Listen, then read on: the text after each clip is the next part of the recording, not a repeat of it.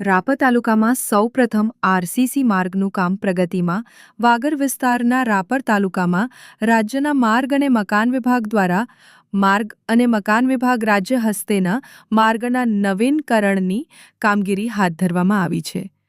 તે અન્વયે વાગડ વિસ્તારના રાપર તાલુકામાં સૌપ્રથમ વખત બાંધકામ વિભાગ રાજ્ય સરકાર હસ્તકના રાપર તાલુકાના હમીરપર, ફતેહગઢ, ભીમાસર, પલાંસવા રોડ 14 કિલોમીટરના માર્ગનું કામ પ્રગતિમાં છે.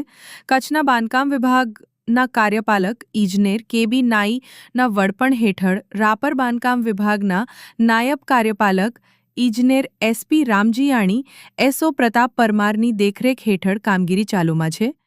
7 મીટર ધરાવતો આ માર્ગ વાગડ વિસ્તારમાં સૌપ્રથમ વખત આરસીસી બનાવવામાં આવી રહ્યો છે.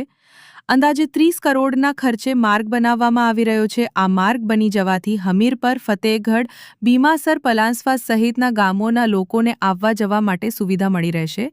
આ માર્ગ પર ચોમાસા 4 મહિના સુધી પાણી ભરાઈ જતા લોકોને ભીમાસર આડેસર થઈ પલાંસવા જવું પડતું હતું. આ આરસીસીનો માર્ગ રાજ્યના માર્ગ મકાન વિભાગ દ્વારા ત્વરિત એક્શનમાં આવી આ રોડનું કામ ચાલુ કર્યું છે. આમ વાગર વિસ્તારના રાપર તાલુકામાં સૌપ્રથમ આરસીસી રોડ બનાવવાનું કામ પ્રગતિમાં છે, જે આગામી દિવસોમાં પૂર્ણ થાય એવું આયોજન કરવામાં આવ્યું છે.